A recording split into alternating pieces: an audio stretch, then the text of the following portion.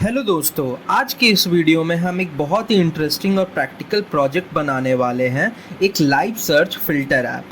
आपने अक्सर देखा होगा कि जब आप गूगल, यूट्यूब या विकिपीडिया पे कुछ सर्च करते हो तो जैसे ही आप टाइप करते हो वैसे ही सामने सजेशंस आने लगते हैं।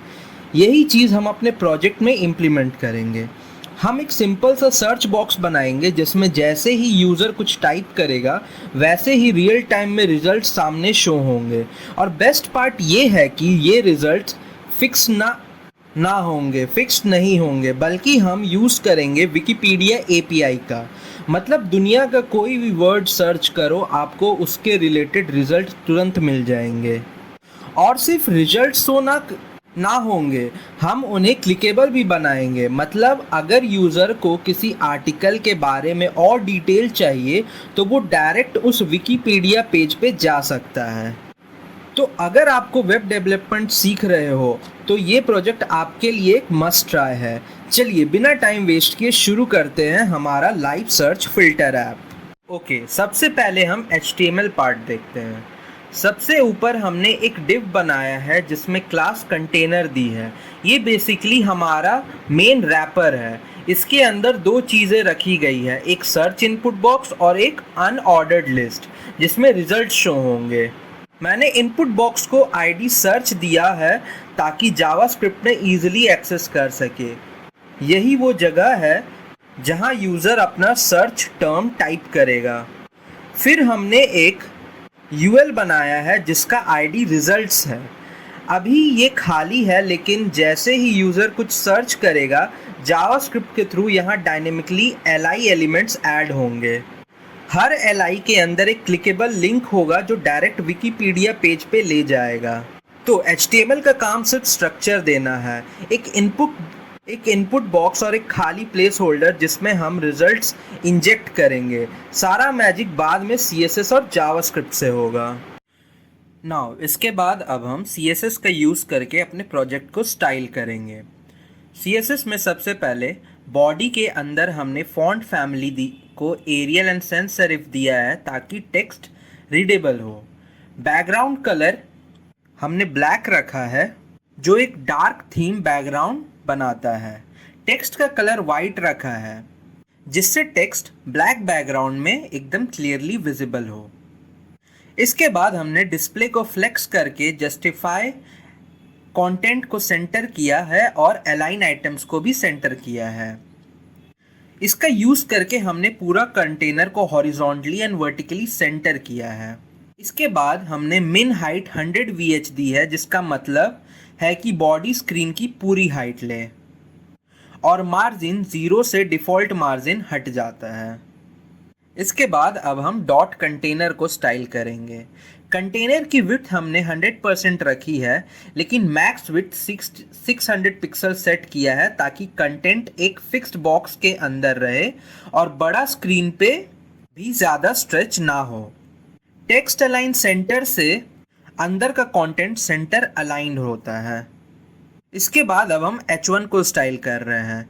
हेडिंग के नीचे थोड़ा स्पेस के लिए हमने मार्जिन बॉटम 20 पिक्सल दिया है और टेक्स्ट कलर काइन शेड रखा गया है जो डार्क बैकग्राउंड पे हाईलाइट करता है।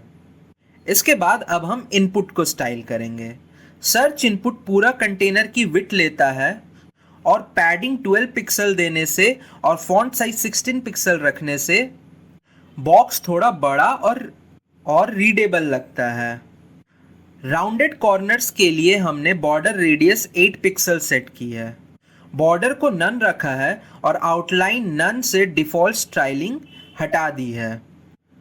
मार्जिन बॉटम 20 पिक्सल से हमने इनपुट और लिस्ट के बीच गैप दिया है और बैकग्राउंड कलर थोड़ा डार्क रखा है और टेक्स्ट को वाइट रखा है और एक हल्का ग्लो इफेक्ट दिया है बॉक्स शैडो के थ्रू। अब हम यूएल को स्टाइल करेंगे। रिजल्ट्स लिस्ट के यूएल में बुलेट पॉइंट्स रिमूव किया है लिस्ट स्टाइल नन से। इसके बाद डिफ़ॉल्ट मार्जिन और पैडिंग रिमूव की है। लिस्ट की मैक्स हाइट 400 पिक्सल रखी है और ओवरफ्लो वाई को ऑटो से सेट किया है। मतलब अगर रिजल्ट्स ज़्यादा हो तो स्क्रॉल बार आएगा। राउंडेड कॉर्नर्स और डार्क बैकग्राउंड दिया है और शैडो ऐड करके लिस्ट को थोड़ा एलिवेटेड लुक दिया है। इसके बाद ये पार्ट कस्टम स्क्रॉल बार के लिए है। स्क्रॉल बार की विड्थ 8 पिक्सल रखी है और स्क्रॉल बार का थंब जो मूव होता है वो काइन कलर में है और राउंडेड है। और ट्रैक मतलब बैकग्राउंड पार्ट को डार्क ग्रे कलर दिया है। इसके बाद अब हम लिस्ट आइटम को स्टाइल करेंगे। हर रिजल्ट आइटम एलआई को पैडिंग दिया है ताकि कंटेंट के आसपास स्पेसिंग हो। इसके बाद हर एलआई के नीचे हमने एक थिन बॉर्डर दिया है एंड लास्ट चाइल्ड के बॉर्डर को हमने नन किया है।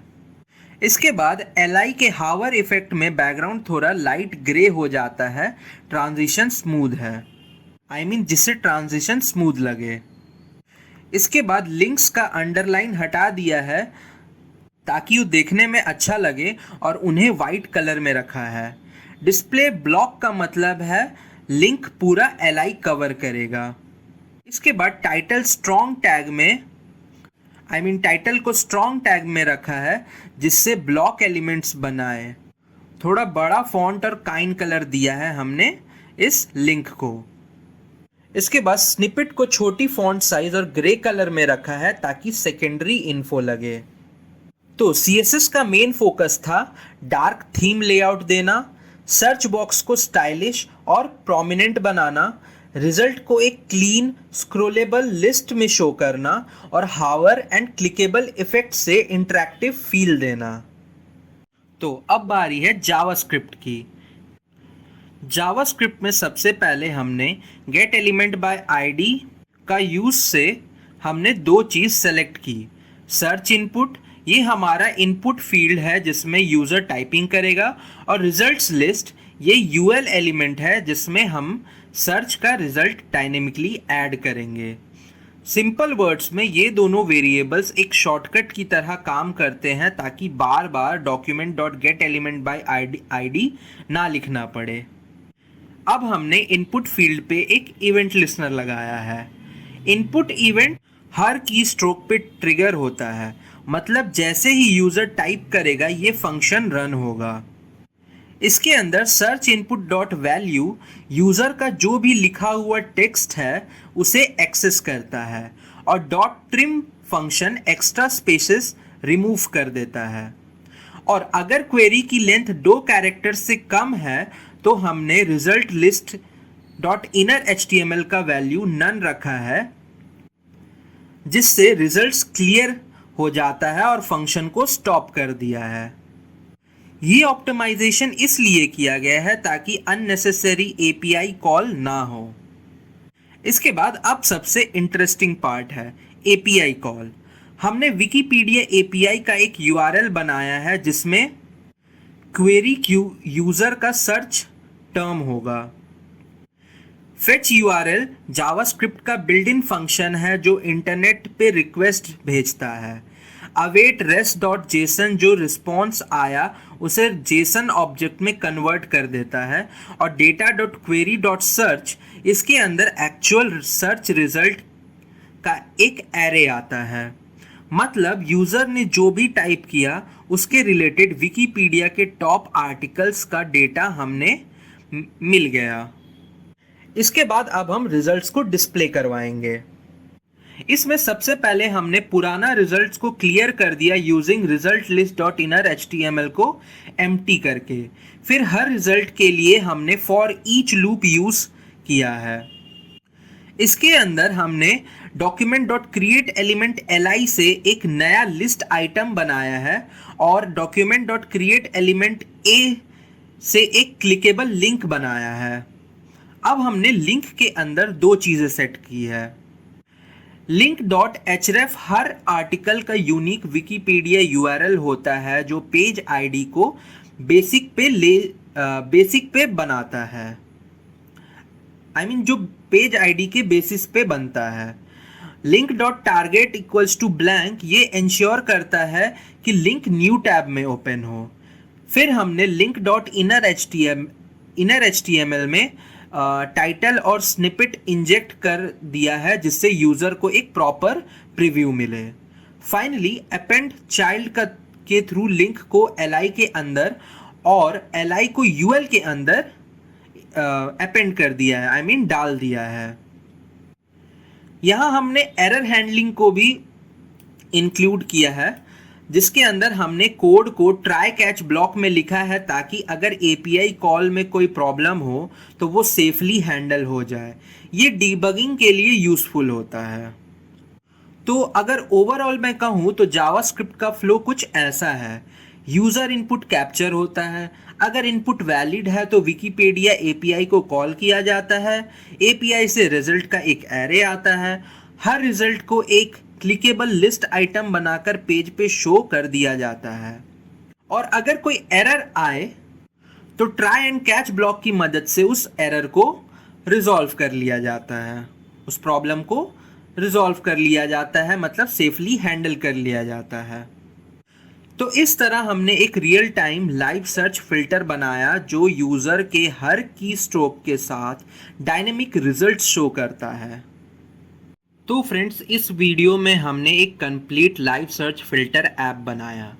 सबसे पहले हमने HTML का यूज़ करके एक बेसिक स्ट्रक्चर क्रिएट किया, एक सर्च इनपुट और एक खाली लिस्ट जिसमें रिजल्ट आएंगे। फिर CSS से उसको एक मॉडर्न डार्क थीम लुक दिया, clean input box, stylish result list और हावर इफेक्ट जो पूरे प्रोजेक्ट को एकदम प्रोफेशनल फील देता है। और फाइनली जावास्क्रिप्ट के थ्रू हमने उसमें जान डाली, रियल टाइम इनपुट कैप्चर किया, विकिपीडिया एपीआई कॉल की और रिजल्ट्स को डायनेमिकली डॉम में इंजेक्ट किया। साथ ही क्लिकेबल लिंक्स भी बनाया जिससे यूज़र डायरेक्ट विकिपीडिया पेज पे जा सकता है। यानी अब चाहे कोई भी वर्ड हो जैसे जावास्क्रिप्ट, इंडिया या आर्टिफिशियल इंटेलिजेंस, यूज़र तुरंत रिजल्ट देख सकता है। अब अगर आप बिगनर हो तो आपने इस प्रोजेक्ट के थ्रू दो चीज़ें ज़रूर सीखी होंगी, कैसे एपीआईज के डेटा को फेच करके यूज़ करते हैं और कैसे जावास्क्रिप्ट से डॉम मैनिपुलेशन करके एक इंटरैक्टिव यूआई बनाते हैं। और यही दो कॉन्सेप्ट वेब डेवलपमेंट में बहुत इम्पॉर्टेंट है।